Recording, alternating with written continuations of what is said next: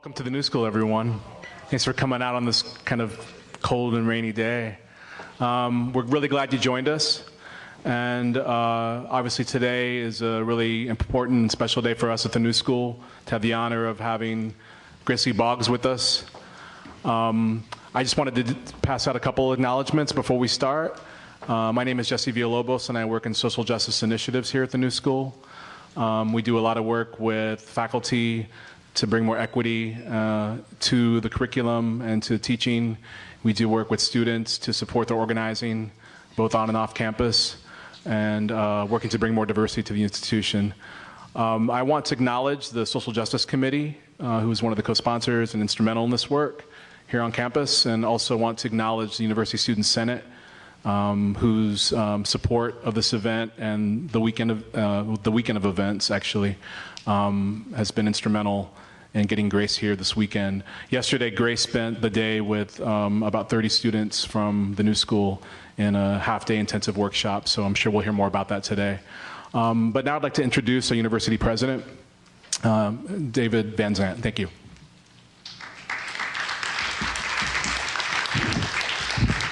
Thank you, Jesse. Welcome, everyone, this afternoon. And thanks to Jesse and kudos to the Student Senate and the Social Justice Committee for organizing and supporting this important event.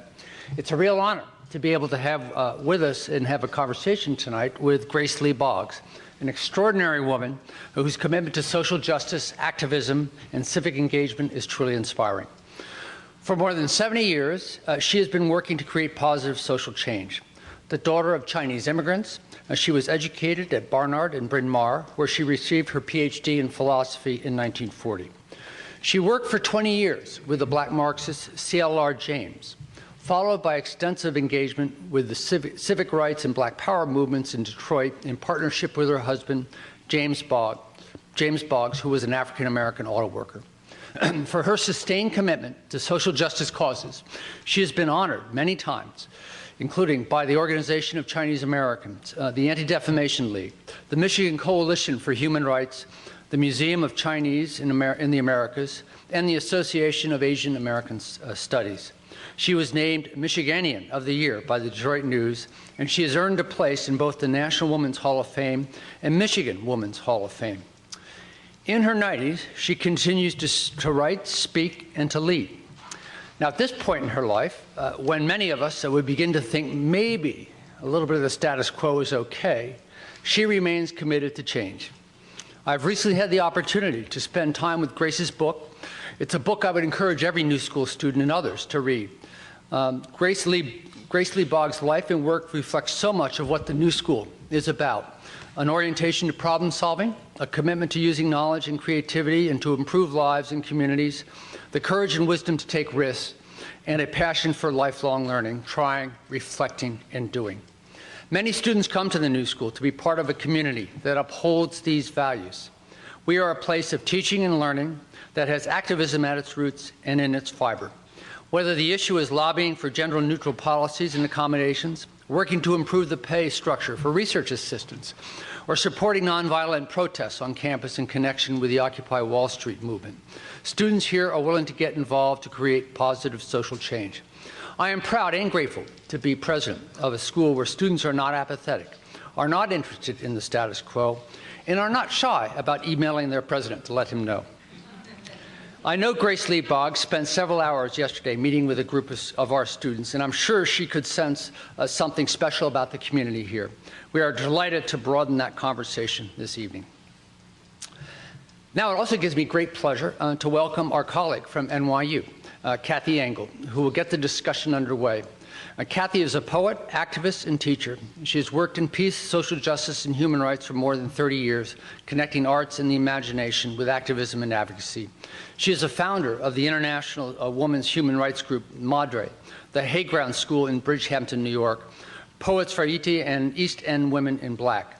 Her most recent books are Ruth's Skirts, Poems and Prose, and We Begin Here, Poems for Palestine and Lebanon, which she co-edited with Kamal Bulata. She teaches in New York University's Tisch School of the Arts and Public Policy Programs, and we are pleased to have her here today to host this program with us. Kathy?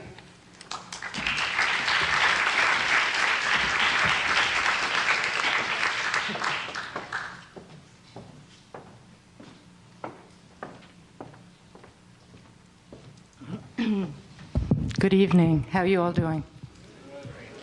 How are you doing? Thank you, President Van Zandt, and thank you all who made this evening possible. It's very important to me that I'm here with all of you tonight on Earth Day in the year 2012. And when I come into this hall, which emanates with history, important history, I can't help but think of my dear friend, the late poet, teacher, visionary, Sekou Sundiata, who was the first poet in residence, I believe, at the New School. In creating his last performance piece, The 51st Dream State, Sekou traveled across the country engaging in conversation with community members, artists, students, and sharing meals. We gather tonight in kinship with his vision and spirit, which is so much like that of Grace Lee Boggs, as we explore the growing of our souls, the building of community, and the poetry, individual and collective, in our lives that leads us towards something called revolution, evolution. Revolution, evolution with an R bracketed in front of it. I've been trying to figure out how you say that. So we gather for an historic intergenerational conversation. And I'd like to introduce you to the participants. After living for 7 years in her parents' country of origin, Bolivia, Melina Pelaez came back to the US to attend college, where she was an anti-war activist at George Mason University and a founder of the new Students for a Democratic Society chapter on campus there. Before her graduate study here at the New School, she decided she had to have experience in the field. So she worked for 3 years in a union organizing campaign of 32,000 state employees in Colorado. Ms. Pelaez works in the New School's Social Justice Initiative and participated in its 2011 retreat. Currently a student organizer, while finishing her last semester in the Sociology MA program, she's been active with the Occupy movement and was part of the November New School occupation. When I sat with Melina, and please forgive me, I say this with love. When I sat with Melina a few weeks ago to talk about this evening, and she raised this question, why me, regarding her participation. And that stuck with me more than anything else. And I think that perhaps it's that humility, that grace, and sensitivity to all the participants who make a community that in part answers her question. Bill Gaskins, my friend, mentor, teaches here at the New School of Public Engagement and at the Parsons School of Design. You all know that, and was honored in 2011 with a Distinguished Professor Award. He brings the same scrutiny, focus on context and history to working with a group of elementary schoolers as he does to university students. Last semester, he visited a class in the master's program in arts politics that I lead at NYU, challenging us all to see that no image lives outside of the context of a social history. Bill's book, Good and Bad Hair, was groundbreaking in revealing the role of hairstyling and photographic representation in African American cultures. His favorite quote, "True poverty is being too poor to pay attention." True poverty is being too poor to pay attention, tells you what you need to know about him. Bill's determination to bring us here this evening, and we can thank him for that, is to collectively take inventory of the years since Martin Luther King Jr.'s famous speech, "Where do we go from here?" in order to use that text, that invitation and that challenge to help us move forward. He will guide the conversation this evening, the lens and the bridge. When I met Grace Lee Boggs in person, it was long after I had met her words, ideas, her vast inspiration. It was at a gathering called The State of the Possible in 2002. After spending time with her then for a period of several days, after that, whenever I met someone, generally a young person, an artist, activist, who either was from Detroit or had passed through Detroit, I would always lean forward and say, there's someone you have to meet in Detroit. inevitably the person would turn to me, trying to hold back, not a smirk, but maybe a smile, and say, "Grace is my mentor."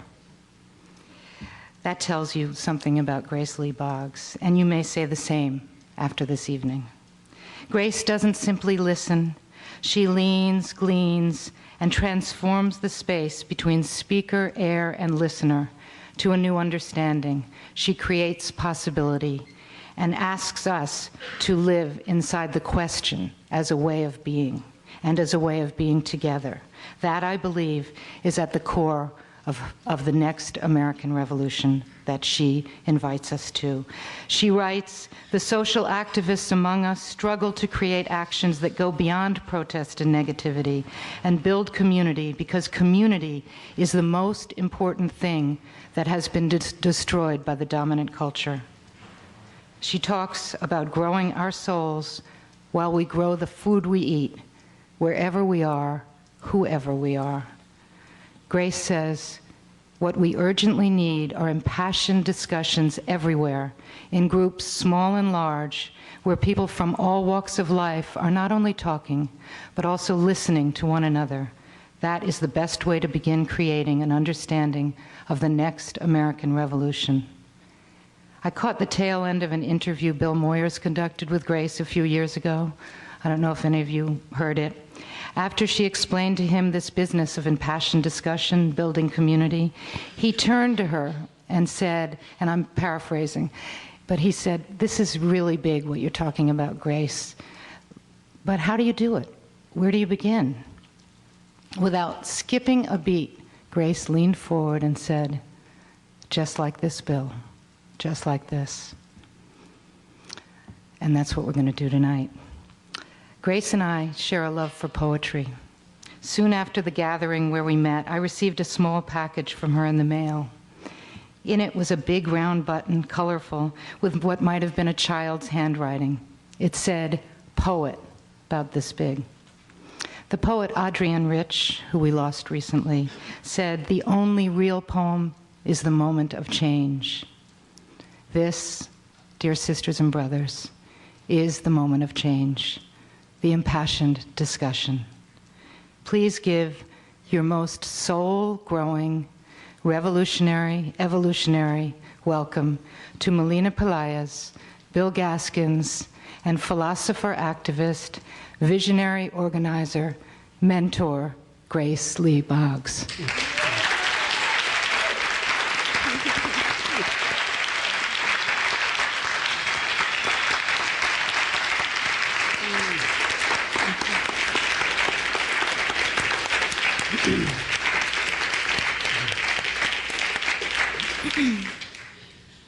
First of all, thank you all so very much for braving the weather and fitting this gathering into your to-want list, not to do, but to want list today.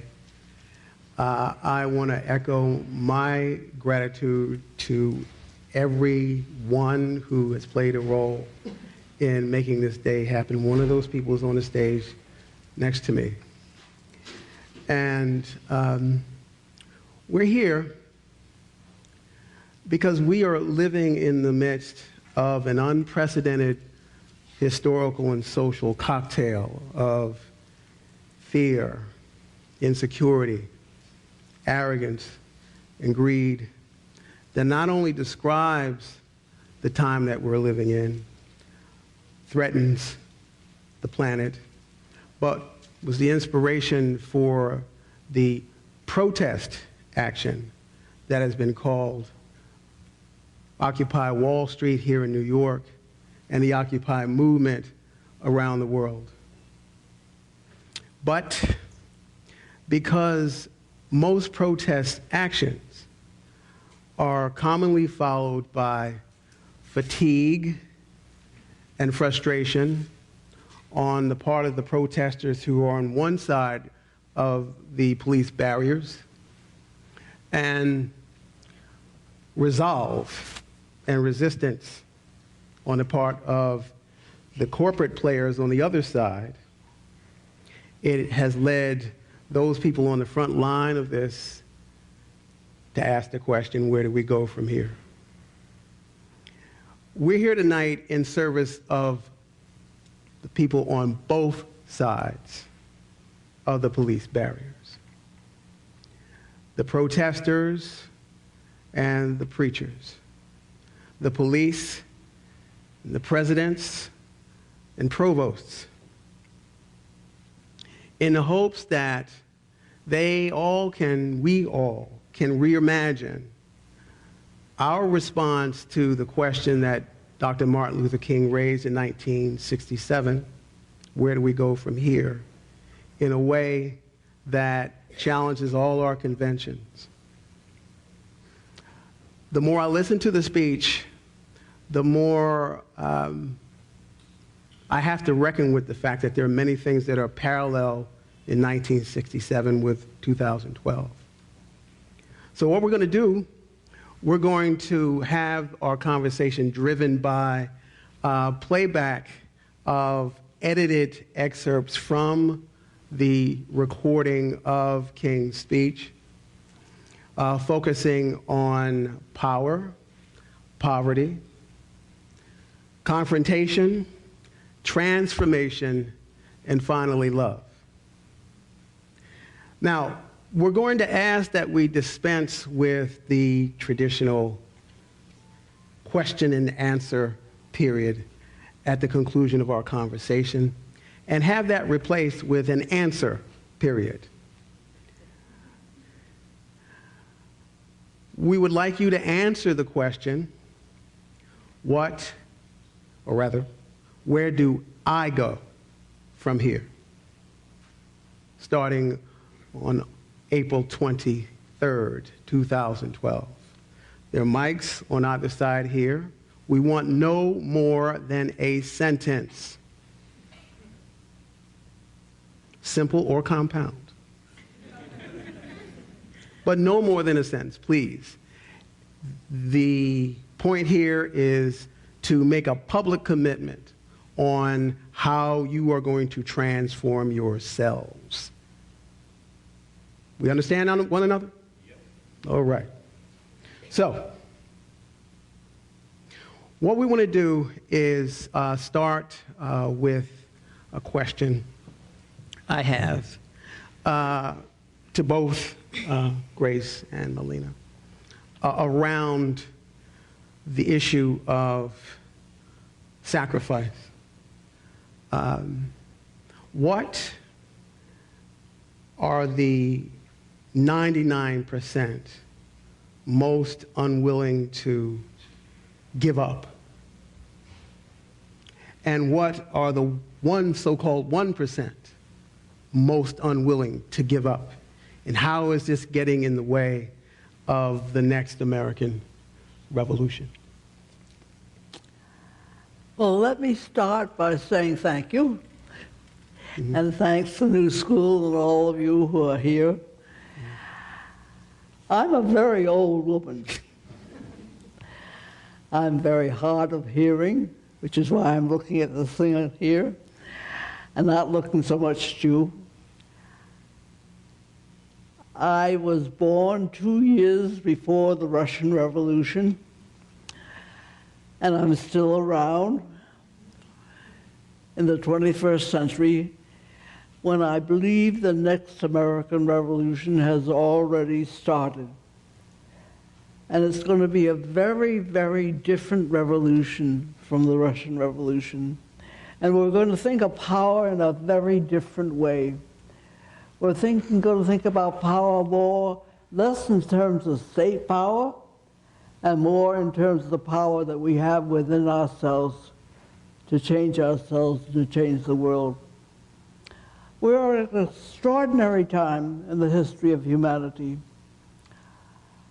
I believe that we have the opportunity and are in the midst of a cultural revolution that is as far-reaching as the transformation from hunting and gathering to agriculture 11,000 years ago, and from agriculture to capitalism and industry a few hundred years ago.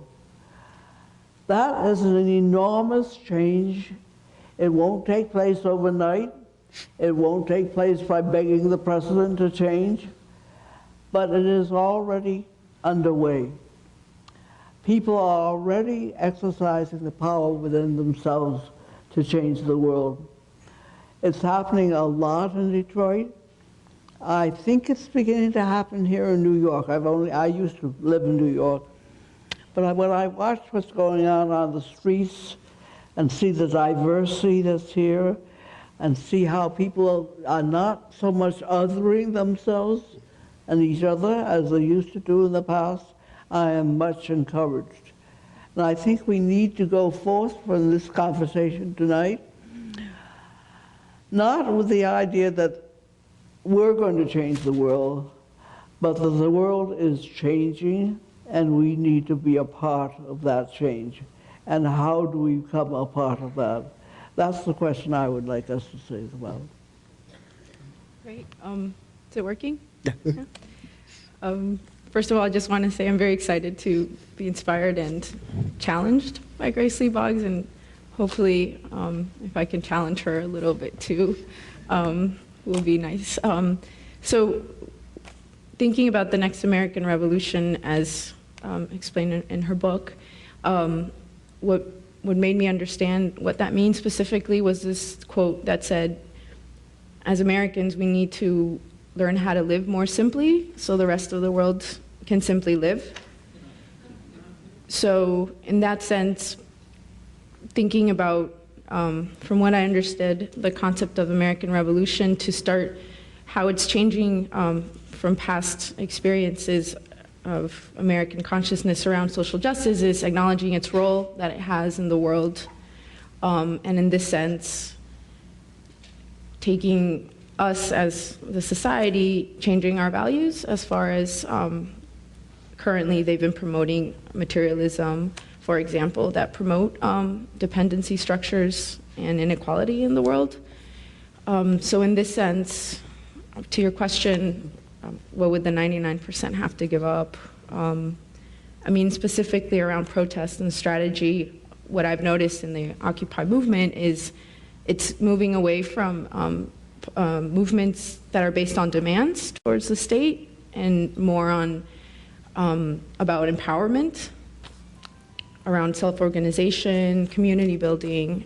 So in this way, there's this element of responsibility involved as we go about thinking of change and politics in general.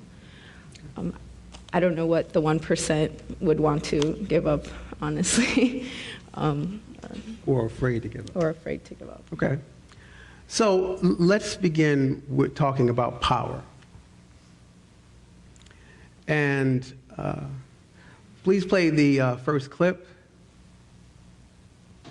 Now, another basic challenge is to discover how to organize our strength into economic and political power. Now, power properly understood is nothing but the ability to achieve purpose. It is the strength required to bring about social, political, and economic change. Walter Reuther defined power one day. He said, power is the ability of a labor union like UAW to make the most powerful corporation in the world, General Motors, say yes when it wants to say no. That's power.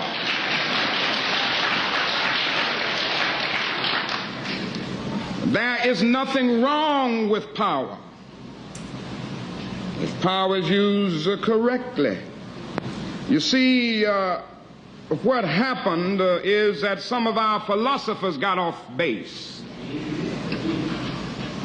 And one of the great problems of history is that the concepts of love and power have usually been contrasted as opposites, polar opposites, so that love is identified with a resignation of power and power with a denial of love. It was this misinterpretation that caused the philosopher Nietzsche, who was a philosopher of the will to power, to reject the Christian concept of love.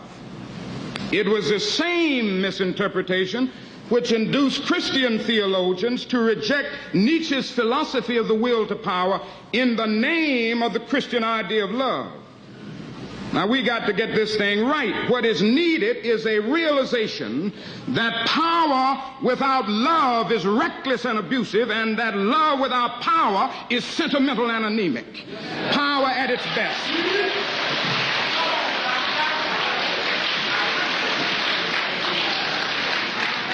Power at its best is love, implementing the demands of justice, and justice at its best is love correcting everything that stands against love. This is what we must see. It is precisely this collision of immoral power with powerless morality which constitutes a major crisis of our time. Now, I don't know if you noticed, Grace started moving, and so go at it. Well, I wish that Martin were still alive today and could witness what's taking place in Detroit. He refers to Walter Reuther and the power of the union. A couple of weekends ago, we had an International Women's Day celebration in Detroit that was led by the women of the UAW, creating connections with the people of the community and creating caring communities. So that what is happening, and that's what I mean by the next American Revolution is underway.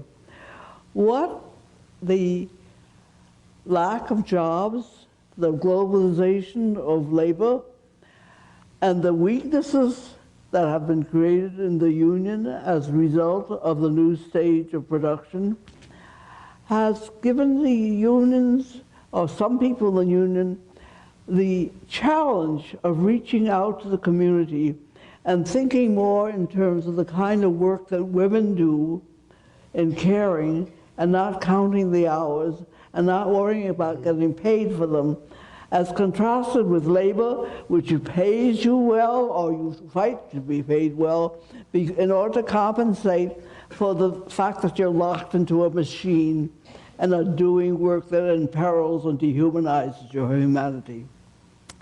So we're at a very different stage at the clock of the world, and we have to think about power and love very differently, and how we relate to one another, how we begin to get away from thinking that jobs and labor are the answer, and beginning to understand that caring communities, caring for one another, and the whole new concept of work that is based much more on what women do is the key to the future. Could you say a bit more about the distinction between work and jobs? Well, that's a very important decision. We had a gathering last October in Detroit on reimagining work. You can find an article about it on the Boggs Center website, www.boggscenter.org. The concept of labor is a very, very recent concept. It's only a few hundred years old. For most of human society, people did not work for wages. They did not count the hours that they spent at work. How we thought was not in terms of money and jobs, and how we got compensated for doing things that we hated doing. It was more, people thought much more in terms of community. And our values came very much more from community. And we need that historical reference now as we move into the next period, because that's the kind of change we're undergoing. We're moving from labor and jobs to work that we do for each other and because we care about ourselves and our communities. And Martin didn't know that. And I don't blame him for not knowing that, but I think we have to know that because we live in the 21st century. And you're here to tell us that. And you're here to tell us that. I'm here to tell you because I'm real old. Melina? So a little bit before this expert that we just heard in the speech, Martin Luther King talks about power confrontations between the side of society that wants to change society and the other one that wants to maintain the status quo. So thinking about this, when I think of power, I'm thinking of control. So on the one hand, seeing the real ways that society is controlled by the state or corporations or institutions, for example, and on the other hand, thinking of control as far as the people, meaning for me that means like empowerment, and that's the element of power as far as we wanting to have control over our lives or the decisions that affect our lives as people in these societies. So in that sense, we hear it all the time, the power of the people, but it's just, on my piece of paper I just put on the front, Egypt, Greece, Spain, Argentina, as clear examples of moments of, what that exactly means. The question that I have when we think about empowerment as people goes along. Is it about the process of building that community where these relationships based on love will get developed, or like my close friend points out when thinking of his country in Greece, or is it about moments of crisis, when your livelihood is at stake, that people react and come out? Another example that I think of is in Bolivia, where my parents are from. They were going to privatize water, and that's so essential that people, fought for that and were able to kick out the transnational corporation, and that was, for me, very inspiring. So power, I think of control from the state, or power as a way to control your life. Well, I think, Melina, it's really fascinating that you use the word empowerment. And it comes very natural to you. It's not a word that existed during the time that King was alive. It's only in the last few years that people are talking about empowerment. It's a very different thing. That's part of the revolution that's taking place, that we're changing our words, our language. To think about empowerment, you don't have to begin making that sort of polarization between power and love that King was making. We can think naturally that empowerment is what we need. We need to express and have the opportunity to implement and practice our full humanity. For those of you who haven't read the book, The Next American Revolution, one of the things that Grace talks about is the way in which the Montgomery bus boycott represents an unprecedented act of two-sided transformation. And that was expressed by the fact that not only were demands made upon the public bus system in Montgomery to desegregate the buses, but they placed demands on themselves to correct or erect an alternative to riding on a desegregated bus, which was by their feet. And so a very important part of that was their strategy. And that goes into the issue of confrontation. So let's hear the clip from the speech about that, please. When one tries to pin down advocates of violence, As to what acts would be effective, the answers are blatantly illogical. Sometimes they talk of overthrowing racist state and local governments, and they talk about guerrilla warfare. They fail to see that no internal revolution has ever succeeded in overthrowing a government by violence unless the government had already lost the allegiance and effective control of its armed forces. Anyone in his right mind knows that this will not happen in the United States. Furthermore, few, if any, violent revolutions have been successful unless the violent minority had the sympathy and support of the non-resistant majority.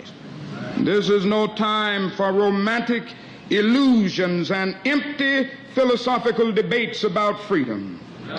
This is a time for action.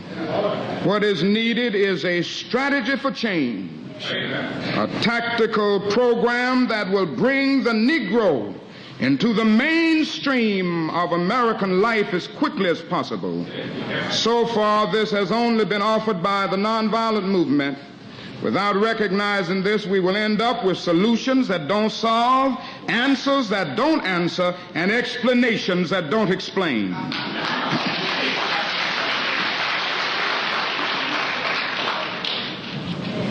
I'm concerned about justice. I'm concerned about brotherhood. I'm concerned about truth.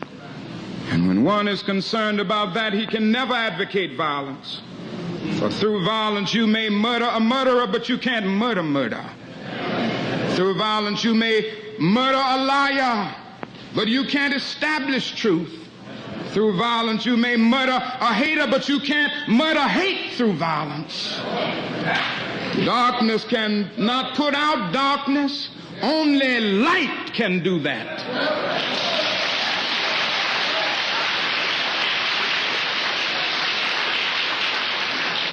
Do I get to speak? I don't like that. I don't like the way that he poses that. Why don't you tell us how you really feel? Because it's taken me a lot of time to appreciate what nonviolence meant in King's strategy.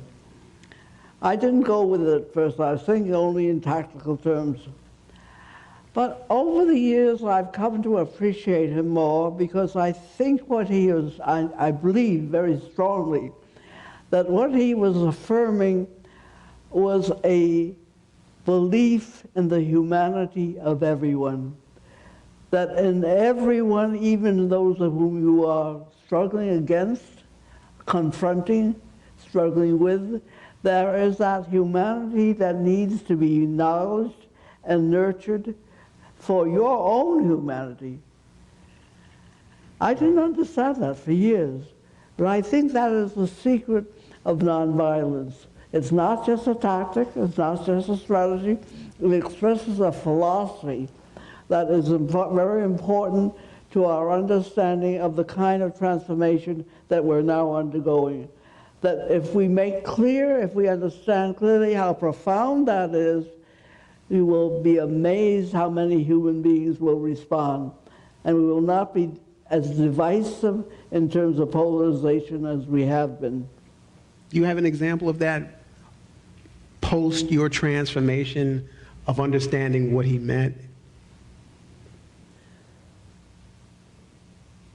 Well, this afternoon I was at a workshop that the Cooper the Foundry Theater is carrying on at the Cooper Union, and Nelson Johnson and Joyce Johnson from Greensboro, and the Greensboro, North Carolina, and the Truth and Reconciliation process that they engaged in were there.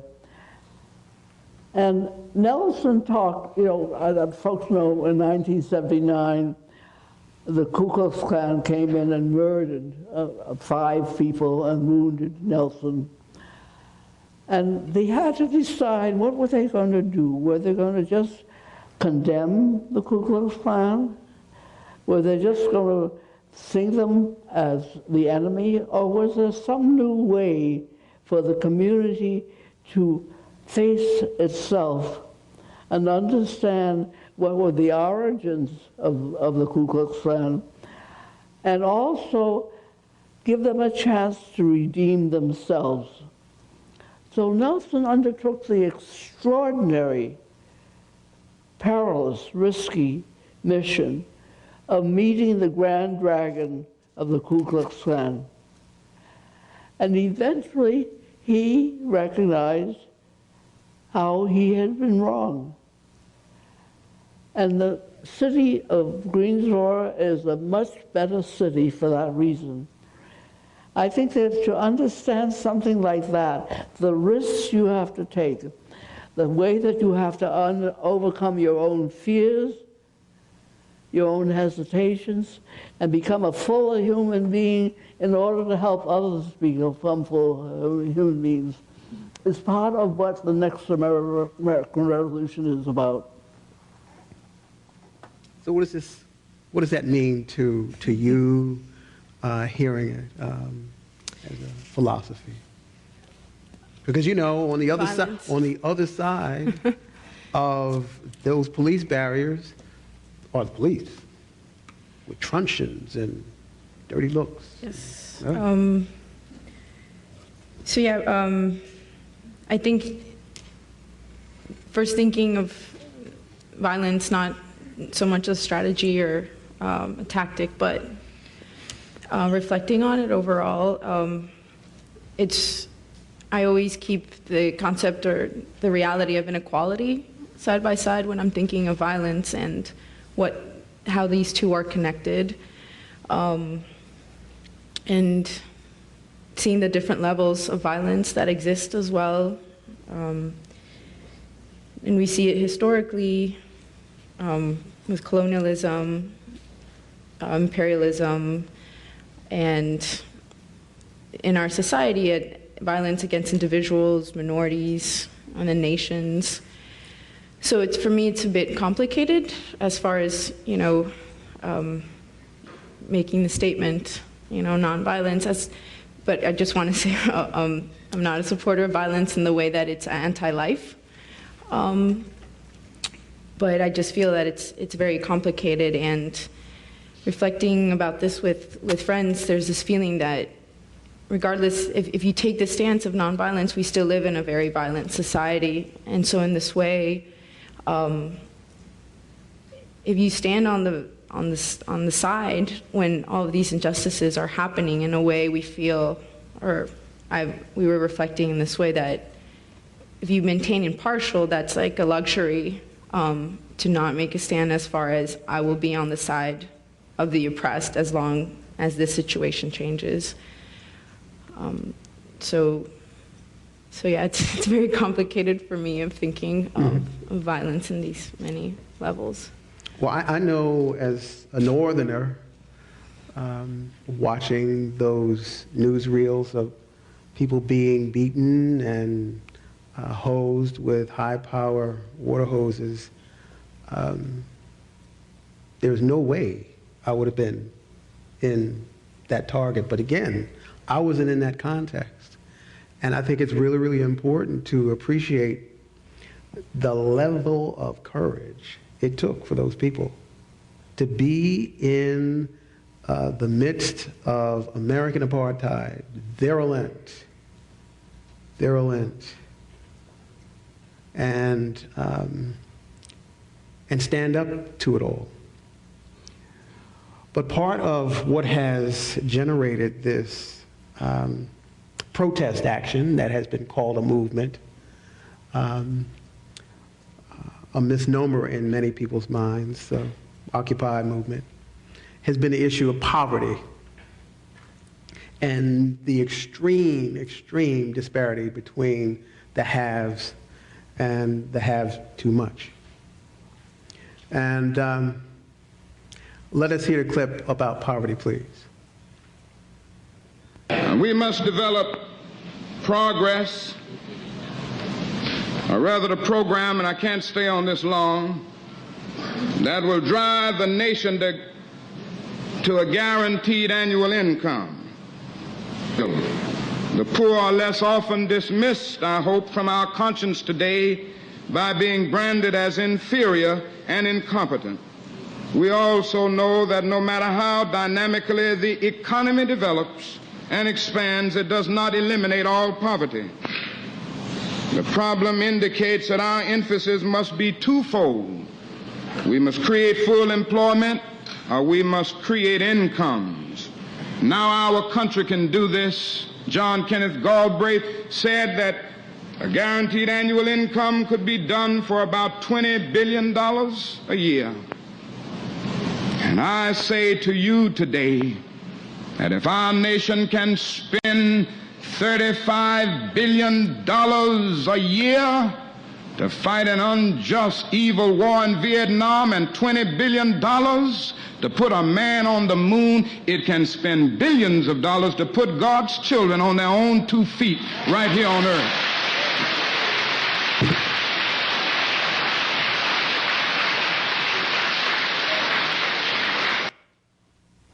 Well, I certainly agree that instead of spending billions on wars, we should be spending billions on the needs of people. But I'm not sure that I'm ready to propose a guaranteed annual wage. I think that's too simplistic an answer. Because? Well, I mean, I think we have to do a lot more with ourselves and with our economy and with envisioning and creating a new kind of economy. Instead of thinking, you know, we can think of justice so much in terms of redistribution, or you can begin thinking of justice more in terms of restoring another way of life. And I find that too simplistic for this time. Would that include the elimination of the guaranteed incomes that are afforded those people in the corporate sector?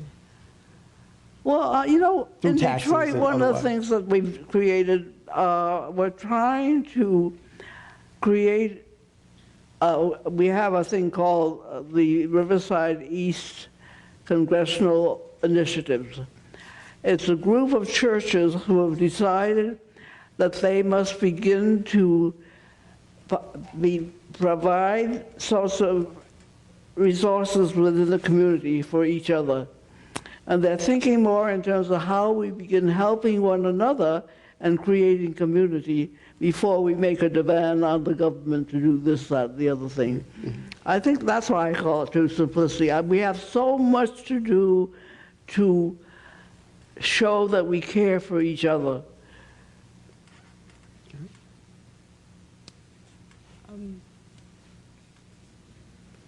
Thinking about, I mentioned inequality earlier, and thinking about OWS as far as it's not being based on demands, like how the movement is moving forward, and thinking of an article by Judith Butler explaining the no demands, and basically that the main political point of the movement is to just bring attention and awareness of how these inequalities is being created and sustained by pointing to, you know, Wall Street and making the connection with the government as well on the one hand, and in that sense it's very complicated as far as if you make a list of demands, you can only address them one by one without necessarily showing how all of them are relating to each other, for example. And then thinking about organizing, and this is something from your book too, of how we're changing, or we need to change when addressing these issues, is not necessarily just getting stuck on pointing out the oppression or pointing out the instances of poverty, but thinking of ways of how the poor are organizing themselves as a way of empowerment, for example. And obviously it's more complicated because poverty is very real, and there's many players in that as far as the state, for example. But yeah, so for me, with poverty goes hand in hand with dependency too, of thinking of like Bolivia, in the way that it deals with development and poverty. How does Bolivia deal with that? Well, for many years, what is known as neoliberalism, and basically just the World Bank and the IMF providing loans to these countries, to Bolivia, and supposedly to relieve some of the problems that it has, but it's just creating more dependency on this country, on corporations in the U.S. So in that sense, poverty is still there. So how to move away from, asking the state to provide, the services that one needs, more into how as a community or society we can go about to address some of the urgent needs that we have that are not being met by other institutions. Well, I'm interested to know, how would either one of you address the inequity of the tax code that essentially provides a guaranteed income for certain corporate entities in the United States of America? Because that's a question that I think the more sophisticated of us who are simply aware of these imbalances that enable someone to just wake up in the morning and earn millions of dollars without lifting a hand. How does that get reconciled? I know it's complicated. But at what point in the discussions with your colleagues does doing something more than pointing out the problem become your activity, and at what point does it lead to talking about planning and constructing solutions to what you pointed out? Because it's complicated. Well, it seems to me that, how should I put this? The amount of emphasis that is being put on taxes by both Obama and the Republicans seems to me to be evading the profundity of the situation that we face. How are we going to reimagine how we live together? How are we going to reimagine how we feed ourselves? How are we going to reimagine our safety on our streets? How are we going to reimagine our education for our children?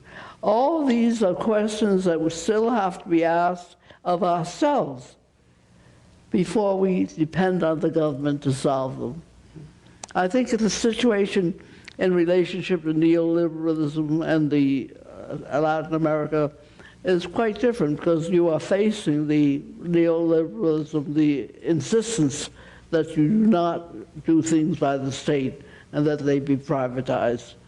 I don't think that's the situation that we face in the United States. Well, I think we have to talk about what we have to do here mainly, and not so much about what we have to do there, but what we should not do there.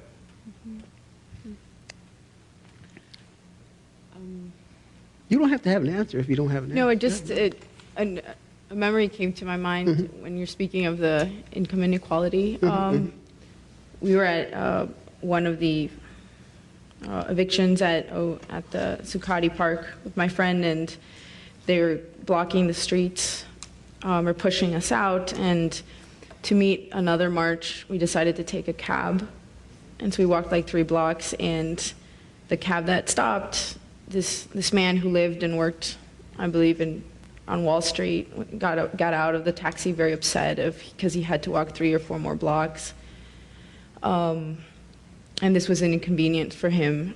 And so my friend and I said something, like, this is where this protest is to address a lot of things in society or something like that. And he just brushed us off, saying like, well, it's not a real matter to me because I make $2,000 a day, and he's okay with that. So in that sense, yeah, it is, yeah. How do we get, as a society, to prioritize or to change what we value in our lives? Well, and I'm glad you brought that up, because again, it's simply not about taxes enabling this kind of income disparity. income disparity, it's the fact that you have a system of trading that enables people to have disproportionate advantages through insider trading, and their laws and their regulations that govern that as well. But King talked about imagining something else as well, and that's your issue of transformation through this speech. So can we hear the clip on transformation, please? I want to say to you as I move to my conclusion, as we talk about where do we go from here, that we must honestly face the fact that the movement must address itself to the question of restructuring the whole of American society. There are 40 million poor people here, and one day we must ask the question, why are there 40 million poor people in America? And when you begin to ask that question, you're raising a question about the economic system, about a broader distribution of wealth. When you ask that question, you begin to question the capitalistic economy. And I'm simply saying that more and more, we've got to begin to ask questions about the whole society. We are called upon to help the discouraged beggars in life's marketplace. But one day we must come to see that an edifice which produces beggars needs restructuring. It means that questions must be raised. And you see, my friends, when you deal with this, you begin to ask the question, who owns the oil? You begin to ask the question, who owns the iron ore? You begin to ask the question, why is it that people have to pay water bills in a world that's 2/3 water? These are words that must be said. Now, don't think you have me in a bind today. I'm not talking about communism. What I'm talking about is far beyond communism.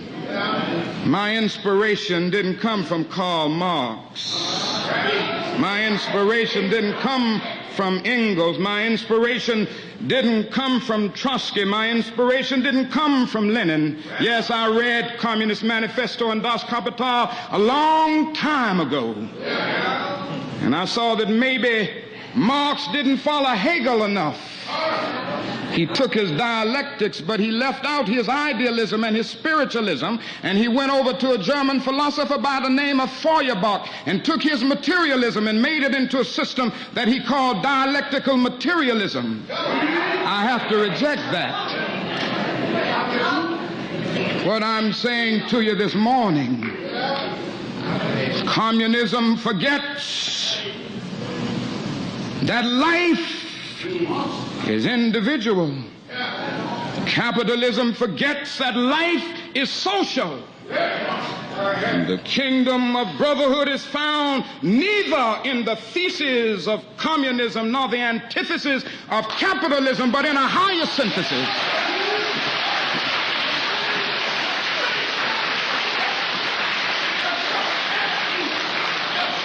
It's found in a higher synthesis that combines the truths of both. Now, when I say questioning the whole society, it means ultimately coming to see that the problem of racism, the problem of economic exploitation, and the problem of war are all tied together.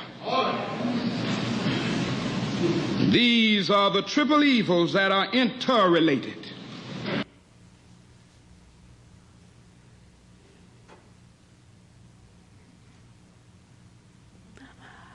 I think what's left out of that is the thing that King said.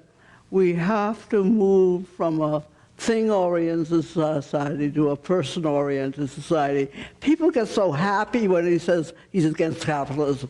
I don't get that happy. I'm against capitalism. I've been against capitalism for a long time. But I think we need, in the 21st century, to be thinking more about what is meant by a person-oriented society, what is meant by building community, where can we do it, why don't we do it more? What would that look like? Well, let me tell you what we're doing in Detroit. I think that most parts of the country have not faced the devastation that we faced in Detroit. When I came to Detroit in 1953, the Chrysler Jefferson plant where my husband worked employed 17,000 workers. Within a few years, it was employing 2,000 workers. What that meant that whereas people were prospering in 53, by 54, 55, we had abandoned houses and vacant lots full of rubber tires, dead cats, old mattresses. And the question then was, how do you look at that vacant lot? Do you look at that vacant lot as blight? Or do you look at it as possibility? Do you see in that vacant lot the possibility of growing food for our community? Do you see in that vacant lot the possibility of changing the minds of our children, our young people who are raised in cities to believe that a change takes place by pushing a button? Do you see the promise in disaster and catastrophe to change the world if we begin looking at things differently? We have a different philosophy. And that's the way I think.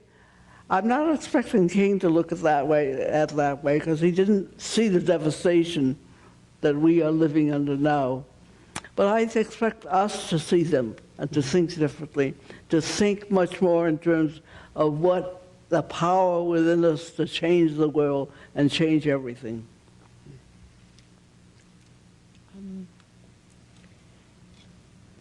Yes, I also thought of the opportunities or the urgency to start either creating new institutions or building the ones that a better aspect of the ones that we have. So for example, when OWS started and it started to build, what most struck me is, like these little spaces that represented things that we don't have in this society that we need. For example, there was the free kitchen, right? And they started to have free universities and the General Assemblies, free medic space. So my reflections with occupation is around with a lot of students from the last occupation and reflecting, and the most important thing that came from these occupations is, as a society, looking at the urgent needs that we have that we aren't receiving, and then creating a space based on those needs, either if it's around medical needs, education, even space to relate to each other. So in this way, what this movement is showing, these different alternatives, on the one hand, but also, bringing an attention to what communities can do in their neighborhoods, and starting from there. So how would you evaluate the state of that alternative and its impact around the country? Or at least in New York. That's definitely, it's not a new strategy in the States, this idea of occupation. Mm-hmm. We've seen it in the past, historically, right? And obviously we have the examples of other countries. And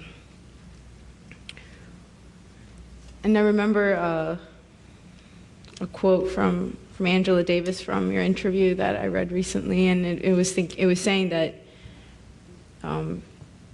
revolution won't happen in one day or in a year, but these moments that we do have as an example, they bring like the revolutionary hope that could potentially happen in these spaces. So in that sense, like I think that was a little window of the possibilities that could come in the future when people act in a certain way together. Okay, what's that certain way? What's transformation look like to you? For example, in this society specifically, being so individualistic, consumerist, start thinking collectively. For example, a clear example with the new school occupation that I was in, someone pointed out and said, this space is mostly, dominated by white males, and I pointed out, well, no, I'm here too, and I'm not a white male, and I'm very involved. And they just brushed me off, saying, well, you're playing a secondary role. So for me, this represented like a little example of how we think about relationships. And for me, in that space, it wasn't me thinking, oh, there's this front role, and then I'm the secondary role, but it was people there thinking about the needs of the space and how best to use different skills or different personalities that people brought to the space. So for me, that was, an example of how, at least for me, my mindset was like, what does this space need as far as representing the collective need of the people there in that space? And that is like a specific change of how we can start, just moving away from what do I need individually to what do I need being a part of this community or this space? So that's a change. I'm very interested to know who had your back at that moment that somebody declared you as playing a secondary role. Well, again, these ways of thoughts are, people either see what they want to see or, focus on a certain aspect. That is a problem. And I don't deny that, there's a lot of aspects going around, but as far as my experience, I was looking at through a different angle. So. And what was your response, beside I'm not playing a secondary role?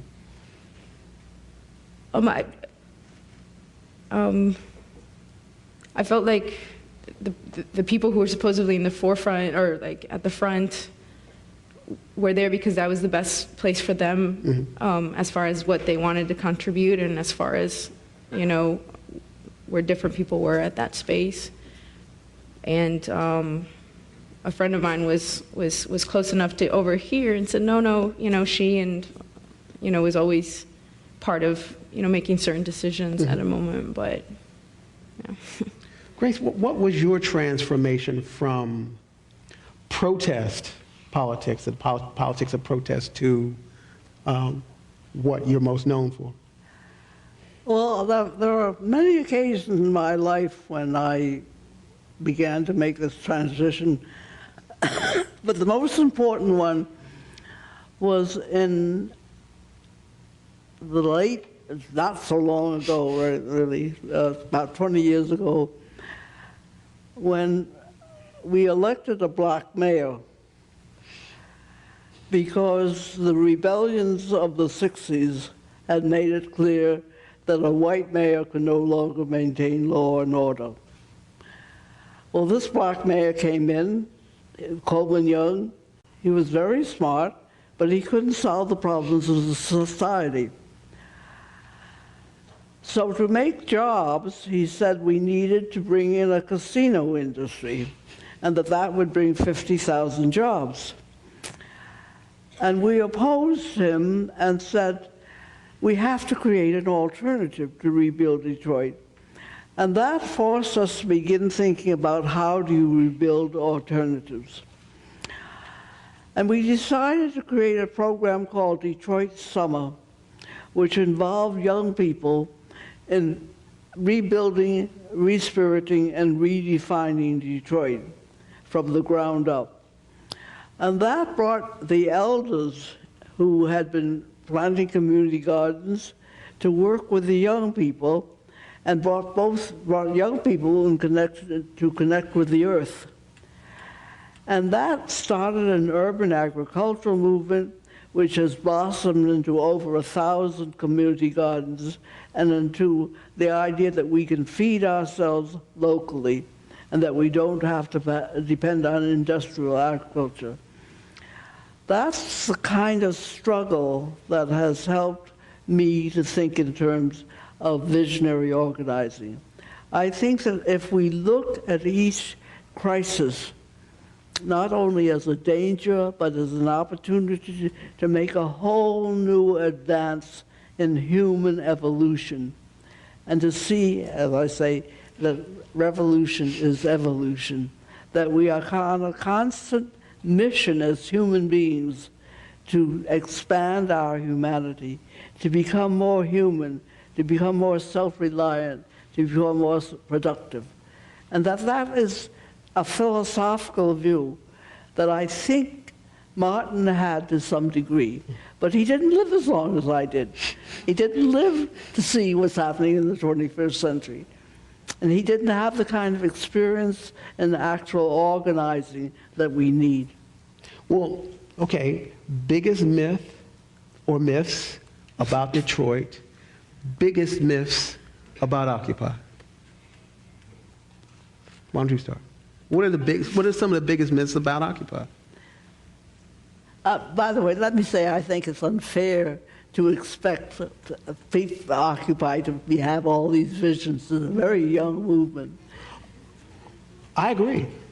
But that's, this is not criticizing Occupy. Again, there are myths about Occupy that I think perhaps over-determine the way it's perceived, understood, misunderstood, as there are myths about Detroit that over-determine the way it's understood and misunderstood. So what are the myths? I've sent a message to the Occupy movement, and actually the facilitator for the Occupy movement in Detroit lives in the Boggs compound. I believe that the challenge to the Occupy movement, which has done enormous things, I think, in terms of opening up a new conversation, is to do a lot of reimagining. Reimagine that you have a lot of thinking to do. I think we underestimate the role of thought in revolution and the role of imagination. I quote this very often. Einstein said that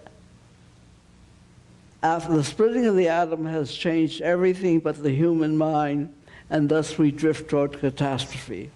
And he said imagination is more important than education. And I've never forgotten that, so I feel a responsibility to bring that to this movement, to this meeting.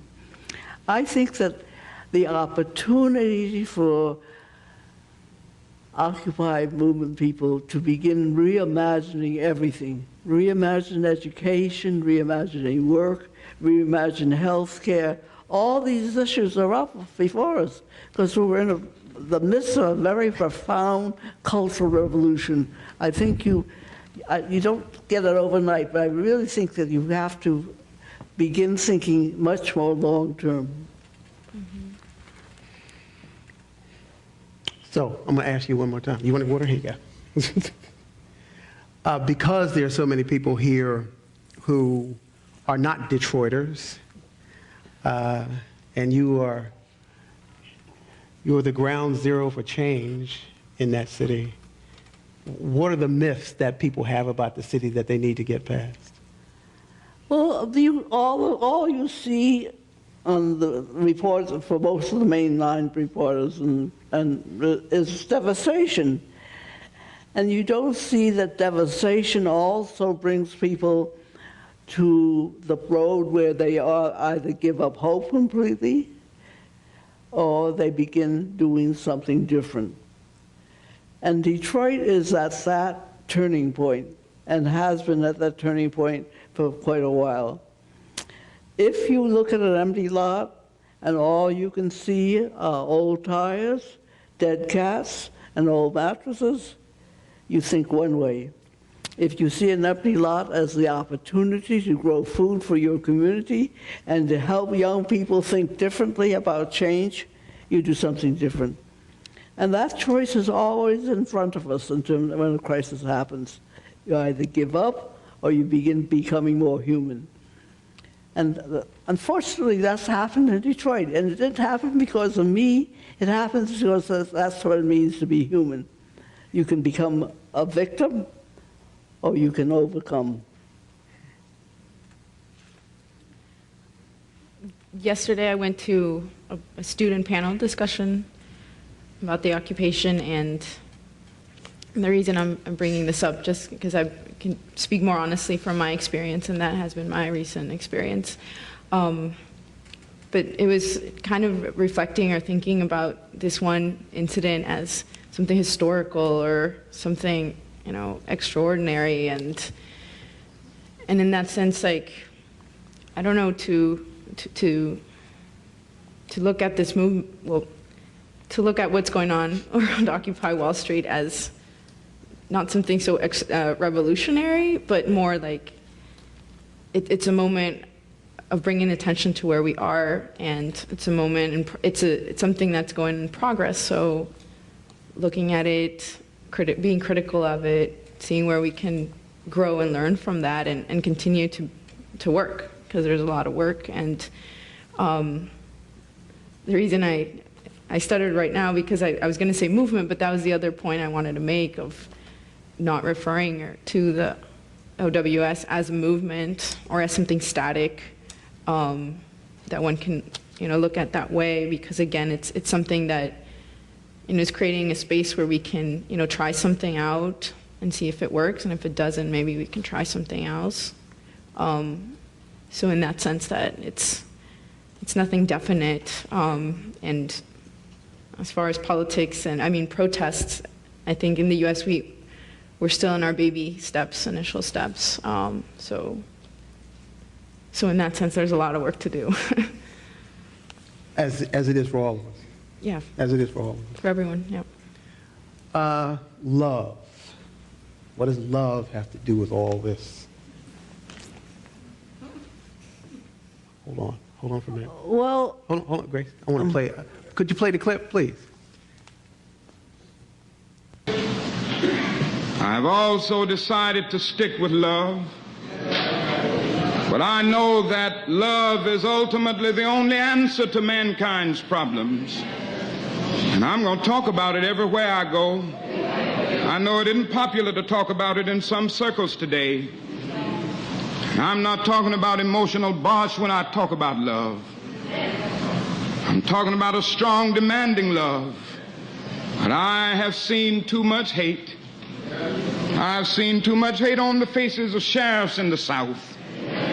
I've seen hate on the faces of too many Klansmen and too many white citizens, counselors in the South, to want to hate myself, because every time I see it, I know that it does something to their faces and their personalities. And I say to myself that hate is too great a burden to bear. I have decided to love.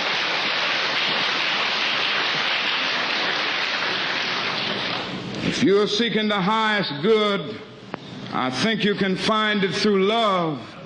And so I say to you today, my friends, that you may be able to speak with the tongues of men and angels. You may have the eloquence of articulate speech, but if you have not love, it means nothing. Yes, you may have the gift of prophecy. You may have the gift of scientific prediction and understand the behavior of molecules. You may break into the storehouse of nature and bring forth many new insights. Yes, you may ascend to the heights of academic achievement so that you have all knowledge. And you may boast of your great institutions of learning and the boundless extent of your degrees, but if you have not love, all of these mean absolutely nothing. You may even give your goods to feed the poor. You may bestow great gifts to charity. You may tower high in philanthropy. But if you have not love, your charity means nothing. You may even give your body to be burned and die the death of a martyr in your spilled blood. may be a symbol of honor for generations yet unborn, and thousands may praise you as one of history's greatest heroes. But if you have not love, your blood was spilt in vain.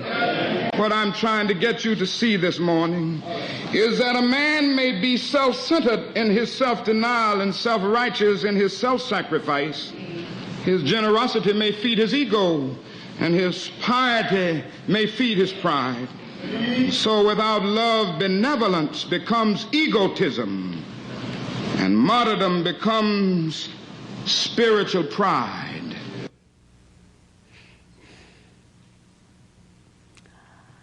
Well, as I read Martin King, he said there were different forms of love. There was eros, there was philia, and then there was agape. And by agape, he meant that you were willing to go to any risk to restore community. And I like best the concept of agape. I can't preach the way he does about love. I mean, that's a preacher speaking. But I know that the concept of agape and the willingness of us to go to any risk to restore community is where we are. That's where we have to go, or we have chaos. So which love are you practicing? I'm practicing agape.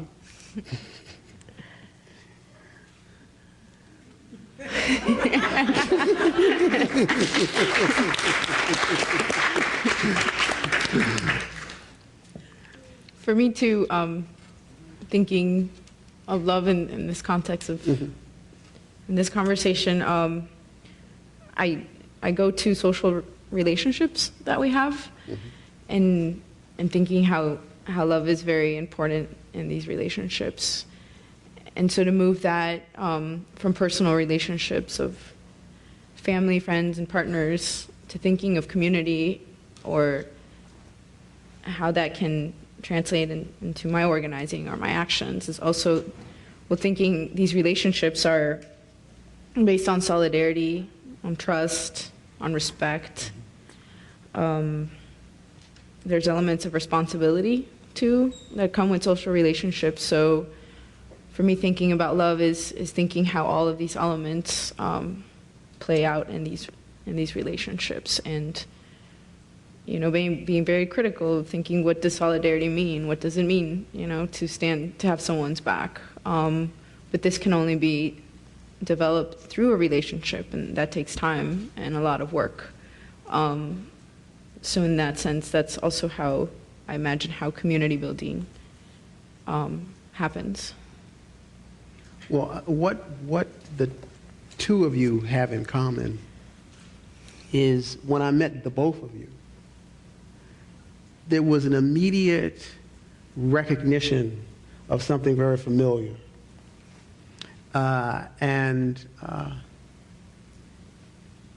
It was, when you asked me why you, it was clear to me that, as Kathy pointed out, that humility is why, as it is with Grace. And what I'd like to do in the time remaining is play a little bit of the conclusion of the speech and give you all time to take the mic and answer the question, where do I go from here?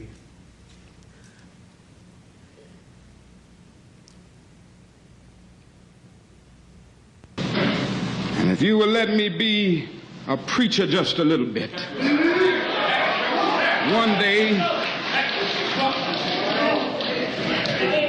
One night a juror came to Jesus, and he wanted to know what he could do to be saved. Jesus didn't get bogged down on the kind of isolated approach of what you shouldn't do. Jesus didn't say, now Nicodemus, you must stop lying. He didn't say, Nicodemus, now you must not commit adultery. He didn't say, now, Nicodemus, you must stop cheating if you're doing that. He didn't say, Nicodemus, you must stop drinking liquor if you're doing that excessively. He said something altogether different because Jesus realized something basic. That if a man will lie, he will steal. And if a man will steal, he will kill. So instead of just getting bogged down on one thing, Jesus looked at him and